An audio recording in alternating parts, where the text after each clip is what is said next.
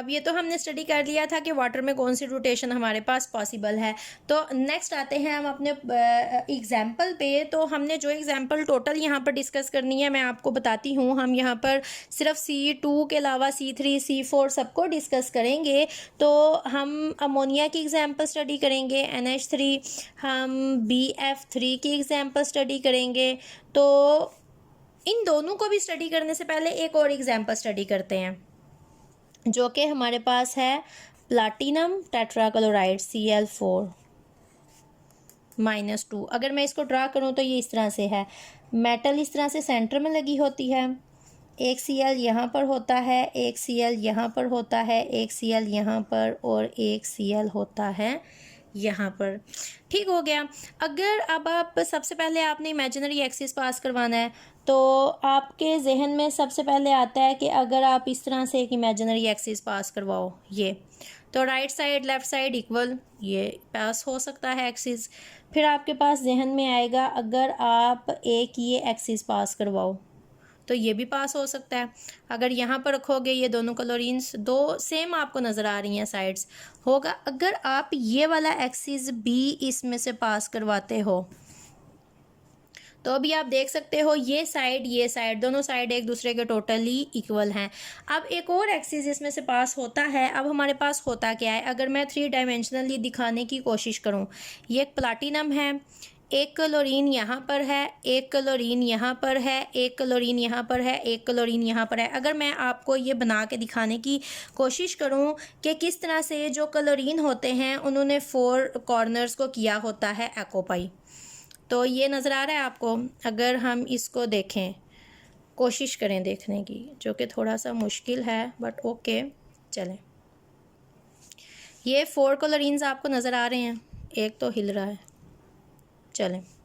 ये हमारे पास एक क्लोरीन यहाँ पर है, एक यहाँ पर है, एक यहाँ पर है और एक यहाँ पर है। अब आपने केयरफुल इसको समझना है। आगे BF3 और NH3 में यही आने हैं आपके पास।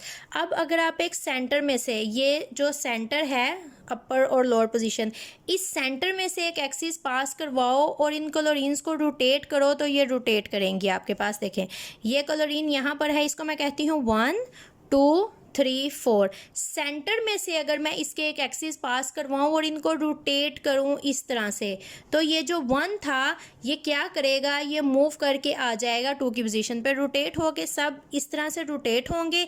ये 1 2 की जगह पे आ जाएगा, 2 3 की जगह पे, 3 4 की जगह पे और 4 मेरे पास आ जाएगा 1 की जगह पे। इस तरह से अगर मैं इसको रोटेट करूँ तो ये मेरे पास रोटेट करता जाएगा। और ये एक सेंटर में से इसके एक्सिस है जो कि इस तरह से गुजरता है, जो कि सबसे पहला एक्सिस हम पास इसी तरह से करवाएंगे। सेंटर में से इसके मैं एक्सिस पास करवाऊंगी और इसको रोटेट करूंगी हम अपनी आसानी के लिए। ये हमारे पास है 1 2 3 और 4।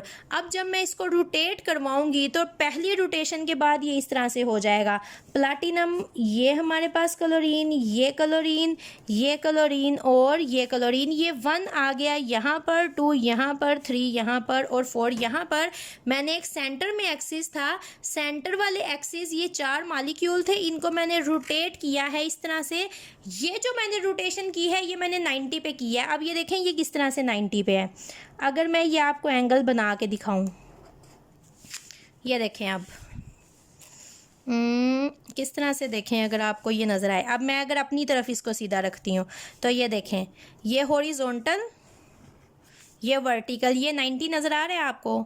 तो अगर मैं इसको कहती हूँ x और इसको कहती हूँ y, तो ये रोटेट होके आएगा यहाँ पर और ये रोटेट होके आएगा यहाँ पर। मतलब ये 2 रोटेट होके आ जाएगा 3 की जगह पे। ये आप देख रहे हैं, ये हमारे पास 2 था, 2 रोटेट होके आ जाएगा 3 की जगह पे। यहाँ पर 2 था, 2 रोटेट होके आ गया 3 की जगह पे।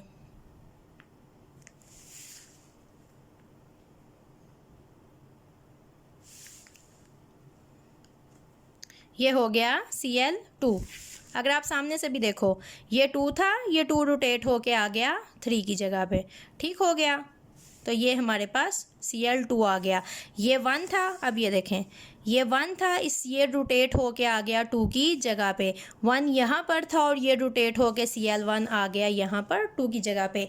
ये जो रोटेशन मैंने यहाँ पर इसको दी है, ये 90 डिग्री दी है, ये पॉसिबल है। कैसे पॉसिबल है? यहाँ पर Cl था और 90 की रोटेशन के बाद यहाँ पर भी Cl की जगह पे मॉलिक्यूल आया है। वो हवा में उन्होंने नई जगह नहीं बना ली, जो पहले से जगह थी जहाँ पर एटम प्रेजेंट थे वो उन्हीं जगहों पे वापस आए हैं। तो ये आप देख सकते हो, ये 90 की रोटेशन है। अगर आपको नहीं समझ आई तो मैं एक दफ़ा दोबारा बता देती हूँ आपको। ये देखें, यहाँ पर मेरे पास Cl1, इसको मैंने 1 का नेम दिया है, ये मेरे पास 2 है, इसको मैंने 3 कहा है, इसको मैंने 4 कहा है। अब अगर आप देखो इसको, तो ये पूरा एक कोऑर्डिनेट सिस्टम आपके पास बना रहे हैं। अगर मैं इसको थोड़ा सा और हाईलाइट करूं और ये आपको नज़र आए, तो ये आप देख रहे हैं। अब देखें, मैंने रोटेट करना है 90 पे, तो 90 डिग्री पे जो हमने पहले एक्स वाई को किया था रोटेट, वो हमने किस तरह से किया था? ये एक्स था, ये वाई था, ये रोटेट होके यहाँ पर आया, ये रोटेट होके यहाँ पर आया, तो इन्होंने ये वाली पोजीशन ले ली, वाई यहाँ पर हो गया और एक्स यहाँ पर हो गया। अगर भूल गए हो तो दोबारा से उसको रिवाइज कर लेते हैं। तो ये 1 है, ये 2 है, 2 रोटेट होके यहाँ पर आएगा 3 की जगह पे और 1 रोटेट होके 2 की जगह पे आ जाएगा। ये देखें, Cl1 रोटेट होके Cl2 की जगह पे आ गया है और Cl2 जो है वो Cl3 की जगह पे चला गया है। ये मैंने इसको दी है 90 की रोटेशन। सबसे पहले आपको फॉर एग्जांपल ये एक स्ट्रक्चर आ गया है, आपको कहा जाता है कि आप इसका एक्सिस ऑफ सिमेट्री करें फाइंड, मतलब कि आप इसका CN करें कैलकुलेट। ये बहुत ही आसान ट्रिक है, कुछ भी कैलकुलेट करने की आपको ज़रूरत नहीं पड़ेगी। सिंपली आपने जब CN कैलकुलेट करना है, सिर्फ आपने ये देखना है कि टोटल कितने एटम हैं जो रोटेट कर रहे हैं। मैंने यहाँ पर नंबरिंग भी दी हुई है। अगर आप देखो टोटल कितने एटम रोटेट कर रहे हैं, 1 2 3 4। सबसे पहले आप कह दोगे ये C4 रोटेशन शो करता है। कैलकुलेट करके देख लेते हैं। ये 90 पे आपने रोटेट करके देखा, ये रोटेट हो गया। एन कैलकुलेट करने लगे हैं, 360 डिवाइडेड बाय 90, तो ये आ जाता है 4। मतलब इस मॉलिक्यूल में C4 रोटेशन पॉसिबल है। सिंपल, तो वो तो हमने पहले ही कह दिया था। 4 एटम है तो C4 रोटेशन यहाँ पर होती है। अगर आपकी तसल्ली नहीं हुई तो हमने 90 पे रोटेट किया था, C4 आ गई। प्लस एक बात जो आपने हर मॉलिक्यूल में देखनी होती है, whether here C2 rotation is possible और नॉट। वो आप कैसे देखते हो? C2 रोटेशन देखने के लिए जो चीज़ आप सबसे पहले देखोगे, आप इसको 180 पे रोटेट करवाओगे। अगर ये 180 पे रोटेट कर गया है तो इसका मतलब ये 90 डिग्री पे भी रोटेट करेगा। सबसे आसान चीज़, सिर्फ एक रोटेशन आपने देख लेनी है। आपने इसका ये एक्सिस ले लिया यहाँ से। अब आप अगर इसको 180 पे रोटेट करवाते हो, ये पूरे का पूरा हो जाएगा। C1 पहले ये जो 90 की रोटेशन पे क्लोरीन 1 यहाँ पर आया था, अब ये यहाँ पर आ जाएगा। ये देखें, पूरी इसने D की रोटेशन देनी है 0 से लेके 180 तक, तो क्लोरीन 1 आ जाएगा यहाँ पर और ये सारे इसी तरह से आगे मूव कर जाएंगे और यहाँ पर 180 रोटेशन होगी पॉसिबल। मतलब यहाँ पर जो C2 रोटेशन है वो होगी पॉसिबल। अब जब भी आपके पास C2 रोटेशन होती है, या तो वो होंगी 0, मतलब C2 रोटेशन नहीं होगी, या फिर वो इतनी होंगी जितनी के आपके पास n नंबर है। मतलब यहाँ पर आपके पास ये C4 रोटेशन पॉसिबल है और C2 रोटेशन आपने एक दफ़ा रोटेट करके देखा तो आपने कहा C2 रोटेशन है, तो वो एक C2 रोटेशन नहीं होंगी, बल्कि इस पूरे मॉलिक्यूल के अंदर 4 C2 रोटेशन पॉसिबल होंगी। ये ट्रिक है। पहली आपने CN कैसे कैलकुलेट करना है, जितने यहाँ पर एटम हैं n का नंबर वही होगा, वो वाली C रोटेशन यहाँ पर पॉसिबल होगी। यहाँ पर 4th है तो C4 रोटेशन पॉसिबल होगी। दूसरी, आपने सिर्फ ये देख लेना है C2 रोटेशन है या नहीं, या तो नहीं होगी। अगर है तो कितनी होगी, जितना ये आपके पास नंबर आया, जितने आपके पास यहाँ पर एटम थे।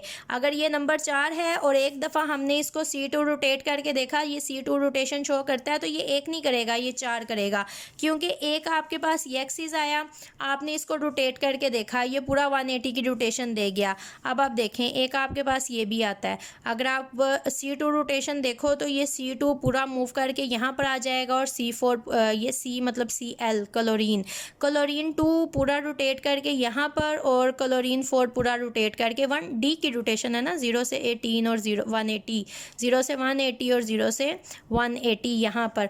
अब एक आपके पास ये वाला एक्सिस भी आ जाता है, यहाँ पर भी अगर आप देखो क्लोरीन 1 रोटेट करके पूरा यहाँ पर आ जाएगा, क्लोरीन 3 पूरा रोटेट करके यहाँ पर आ जाएगा। एक आपके पास ये वाली, जिस तरह आपके पास ये वाली रोटेशन आई थी तो आपने पूरा जब रोटेट किया था तो इसने 180 की रोटेशन दी थी, ऐसे ही एक ये भी आपके पास सिमेट्रिकल एक्सिस आता है जिसमें आप जब पूरा रोटेट करते हो ये लोअर वाले अपर पोजीशन पे और अपर वाले लोअर पोजीशन पे इस तरह से रोटेट करोगे तो ये क्लोरीन 2 और 3 मूव करके ऊपर चले जाएंगे और क्लोरीन 1 और क्लोरीन 4 पूरे रोटेट करके नीचे आ जाएंगे। तो ये टोटल 4 C2s एग्जिस्ट करती हैं, एक जब ये आप एक्सिस लोगे, एक जब ये वाला एक्सिस लोगे, एक जब ये वाला एक्सिस लोगे, एक जब ये वाला, ये 4 एक्सिस आपके पास आते हैं सिमेट्रिकल, जिनके अकॉर्डिंग आपके पास C2 पॉसिबल होती है। एक ये सेंट्रल आपके पास होता है एक्सिस जिसके अकॉर्डिंग आपके पास C4 रोटेशन आती है। अब ये 2 तरह के एक्सिस हैं और 2 तरह की रोटेशन होती है तो इनके अलग अलग नेम होते हैं। एक्सिस आपके पास होते हैं 2 तरह के, एक आपके पास होता है प्रिंसिपल एक्सिस, दूसरा आपके पास होता है सब्सिडरी एक्सिस। अब ये दोनों एक्सिस कौन से हैं मैं लिख के बताती हूँ। C4 is principal axis and 4 C2 are here subsidiary axis।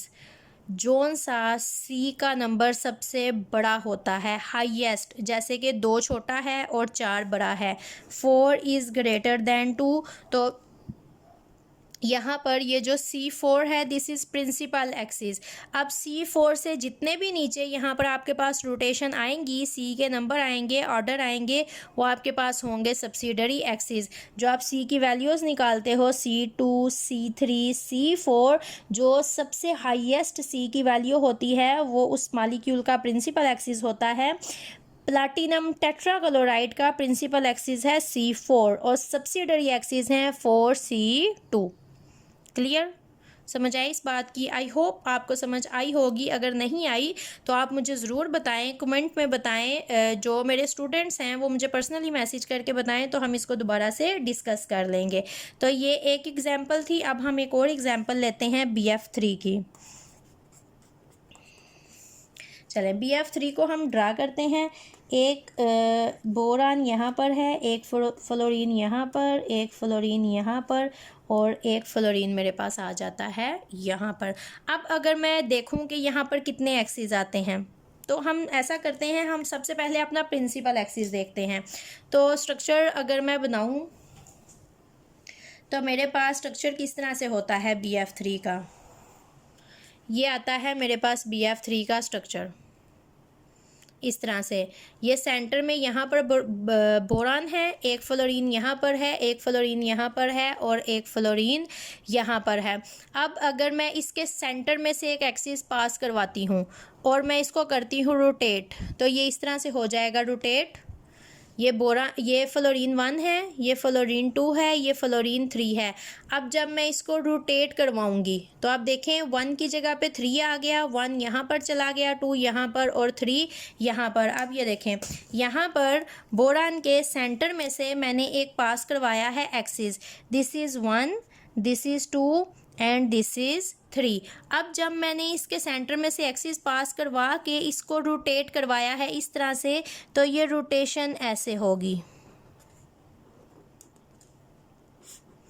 अब मेरे पास क्या होगा, बोरान यहाँ पर है, F2 फ्लोरीन 2 यहाँ पर आ गया, फ्लोरीन 1 यहाँ पर आ गया और फ्लोरीन 3, ये देखें 3 मूव करके 2 की पोजीशन पे आ गया, 3 मूव करके 2 की पोजीशन पे आ गया, 2 मूव करके 1 की पोजीशन पे आ गया, 2 मूव करके 1 की पोजीशन पे, 1 मूव करके 3 की पोजीशन पे आ गया। तो सबसे पहले हमने कैलकुलेट करना है इसका C। ट्रिक के अकॉर्डिंग फ्लोरीन कितने हैं, 1 2 3, तो यहाँ पर जो मेरा C आएगा इट विल बी C3 और अगर हम कैलकुलेट करें, ऑब्वियसली आप इस ट्रिक को माइंड एक्सेप्ट ना करें तो कैलकुलेट कर लेते हैं। अब आपको पता है BF3 में ज्योमेट्री होती है ट्राइंगल, और यहाँ पर जो एंगल होता है वो 120 होता है। तो जब इस तरह से फ्लोरीन 120 प्रेजेंट है, तो जब मैंने फ्लोरीन को रोटेशन दी है तो ये एंगल 120 का था, तो मैंने इसको 120 पे रोटेशन दी है। तो जब हमने n इसका कैलकुलेट करना है तो वो आएगा 360 डिवाइडेड बाय 180। अब 360 को 120 हमने 120 पे रोटेट किया है, तो हम 120 से ही इसको डिवाइड करेंगे। तो 120 से डिवाइड करने के बाद आपका आंसर आएगा 3, जो कि हमने ट्रिक के अकॉर्डिंग कहा कि यहाँ पर अगर 3 मालिक्यूल हैं तो हमारे पास जो इसका प्रिंसिपल एक्सिस होगा वो हमारे पास होगा C3। तो C3 हमारे पास आ गया यहाँ पर प्रिंसिपल एक्सिस। अब हम देखेंगे यहाँ पर सब्सिडियरी एक्सिस एग्जिस्ट करते हैं या नहीं, तो हम क्या करेंगे, एक्सिस पास करेंगे। अब ये देखें, अगर मैं एक यहाँ पर ये एक्सिस पास करवाती हूँ इस तरह से, तो ये एक्सिस पास हो सकता है। यहाँ पर फ्लोरीन ये इक्वल यहाँ पर बन गए हैं। और अगर मैं 180 की रोटेशन देती हूँ तो जब 180 की रोटेशन होगी, ये इस तरह से है, ये F3 है, ये F2 है, तो 180 की रोटेशन इस तरह से होगी, F2 यहाँ पर आ जाएगा, F3 यहाँ पर आ जाएगा। तो 180 की रोटेशन एक्चुअली C2 रोटेशन होती है, तो इसका मतलब है यहाँ पर C2 रोटेशन पॉसिबल है। तो C2 रोटेशन की जो ट्रिक थी वो ये थी, कितनी C2 रोटेशन होंगी, जितना ये n नंबर है। तो मतलब यहाँ पर C2 रोटेशन हमारे पास 3 है। एक तो हमने कैलकुलेट कर ली, बाकी भी करेंगे। अब ये देखें, अगर मैं एक एक्सिस ये लेती हूँ यहाँ पर इस तरह से, तो ये देखें, ये सेम 2 और 1, और जब रोटेट करेंगे तो ये 180 पे रोटेट होगा। इसी तरह से राइट लेफ़्ट की जगह ले लेगा, लेफ़्ट राइट की जगह ले लेगा। अब एक और एक्सिस हमारे पास बनता है, ये देखें, ये यहाँ पर, ये देखें,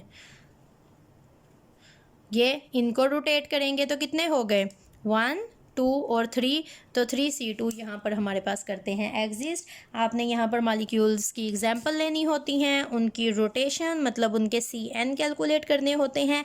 यहाँ पर प्रिंसिपल एक्सिस C3 था, सब्सिडियरी एक्सिस जो हमारे पास था वो क्या था, वो हमारे पास था C2। तो हमारे पास अगर एक C2 निकल आया है मतलब C2 हैं, और कितने होंगे, जितना n नंबर होगा, तो 3 यहाँ पर होंगे C2। लेकिन ज़रूरी नहीं है कि हमारे पास प्रिंसिपल और सब्सिडियरी दोनों एक्सिस एग्जिस्ट करें। हमारे पास अगर C2 हो तो फिर वो इतने होते हैं जितना n नंबर है, ज़रूरी नहीं है वो हो, कभी कभी नहीं भी होते। जैसे कि हमारी नेक्स्ट एग्जांपल है जो कि हमने लेनी है अमोनिया की। तो अमोनिया का स्ट्रक्चर आपको पता है किस तरह से एग्जिस्ट करता है। अमोनिया नाइट्रोजन होता है इस तरह से सेंटर में, एक हाइड्रोजन लगा होता है इस तरह से, एक हाइड्रोजन हमारे पास इस तरह से सामने की पोजीशन पे आता है, एक हाइड्रोजन इस तरह से हमारे पास पीछे की पोजीशन पे आता है, और एक हमारे पास होता है लोन पेयर। अगर हम नाइट्रोजन लें और 3 हाइड्रोजन उसके लगाएं तो इस तरह से हमारे पास क्या होता है, ये हमारे पास सेंटर में होता है नाइट्रोजन, एक हाइड्रोजन यहाँ पर होता है, एक हाइड्रोजन यहाँ पर होता है, एक हाइड्रोजन यहाँ पर होता है, और ये समझ लें नीचे की तरफ नाइट्रोजन है और ऊपर जो मेरा हैंड है ये लोन पेयर है। तो ये इस तरह से स्ट्रक्चर होता है हमारे पास। एक सेंटर में से हम इसके एक्सिस पास करवाते हैं, इधर से सेंटर से, ये H1 H2 H3। अब जब मैं इसको रोटेट करूँगी तो ये इस तरह से रोटेट होगा मेरे पास, ये सेंट्रल एक्सिस के अलोंग मेरे पास इस तरह से रोटेशन देता है। अब जब हम यहाँ पर रोटेशन देखेंगे तो ये एक सेंटर में इसके एक्सिस पास हुआ है, और वो सेंटर में एक्सिस के पास होने से हमारे पास रोटेशन आती है, और यहाँ पर 3 एटम हैं जो कि रोटेट हो रहे हैं। तो मैं उन्हीं के अकॉर्डिंग, ट्रिक के अकॉर्डिंग कह देती हूँ C3 है, कैलकुलेट आपने करना है वो आप करते रहेंगे। ठीक हो गया, यहाँ पर C3 रोटेशन है जो कि इसका प्रिंसिपल एक्सिस है। अब सब्सिडियरी हमने देखना है, तो सब्सिडियरी में सब्सिडियरी जो एक्सिस होते हैं उसमें अब आपने अपने स्ट्रक्चर में से एक सिमेट्रिकल एक्सिस पास करवाना है। अब यहाँ पर एक हाइड्रोजन इस तरफ है, एक सामने की तरफ है, एक पीछे की तरफ है, तो इसमें से ऐसा कोई एक्सिस पास नहीं हो रहा कि यहाँ पर C2 की रोटेशन आए, 180 की रोटेशन हो। तो यहाँ पर जो C2 टू रोटेशन है वो एग्जिस्ट ही नहीं करती। तो इसका एक ही एक्सिस होता है जो हमारे पास होता है C3, इसका कोई सब्सिडरी एक्सिस एग्जिस्ट नहीं करता। तो अगर एक कहीं पे एक्सिस नहीं आया तो कहीं पर कोई भी एक्सिस सिमेट्रिकल नहीं आएगा। या तो C2 रोटेशन नहीं होती या फिर होती है, अगर होती है तो कितनी होती है, n नंबर, जो कि हमने पीछे कैलकुलेट करके देख लिया। अब एक चीज़ जो आपको हमेशा पता होनी चाहिए, सिंपली आप कह सकते हो relation of principal axis and subsidiary axis. तो मैं उसको बहुत शॉर्ट फॉर्म में लिखूंगी, तो मैं उसको शॉर्ट फॉर्म में इस तरह से लिखूंगी, subsidiary axis is always, this is sine of perpendicular. अगर नहीं पहले कभी देखा तो देख लें और याद कर लें। Subsidiary axis is always perpendicular on principal axis. इसका क्या मतलब होगा हमारे पास कि जो सब्सिडरी एक्सिस होते हैं, प्रिंसिपल एक्सिस होते हैं, वो हमेशा एक दूसरे से परपेंडिकुलर होते हैं। कैसे, किस तरह से परपेंडिकुलर होंगे? वापस आते हैं, हम कोई सी भी एग्जांपल ले लें, यही एग्जांपल ले लें समझने के लिए। अगर आसान तो नहीं लगी होगी, स्टूडेंट को कभी कोई चीज़ आसान नहीं लगती। खैर मुझे ये थोड़ी आसान लग रही है तो इसी को डिस्कस करते हैं। अब ये देखें, आपके पास यहाँ पर आपके पास सेंटर में एक प्लाटिनम है और 4 आपके पास लगे हुए हैं क्लोरीन। ये हमने 4 लगाए हैं यहाँ पर क्लोरीन। जो प्रिंसिपल एक्सिस था वो इसके सेंटर में से पास हुआ था। क्लियर, मतलब ये इस तरह से सेंटर में अपर पोजीशन पे लाई कर रहा है। सब्सिडरी एक्सिस इस तरह से पास हुआ एक, तो अगर ये सेंटर में अपर पोजीशन पे है और ये इस तरह से है तो ये वर्टिकल हो गए। दूसरा इस तरह से पास हुआ था, वो भी वर्टिकल हो गए। तीसरा इस तरह से पास हुआ था, वो भी वर्टिकल हो गया। चौथा इस तरह से पास हुआ था। तो जितने भी सब्सिडरी एक्सिस हैं, प्रिंसिपल एक्सिस यहाँ पर इस तरह से सेंट्रल पोजीशन में, अपर पोजीशन पे, लोअर पोजीशन पे प्रेजेंट है।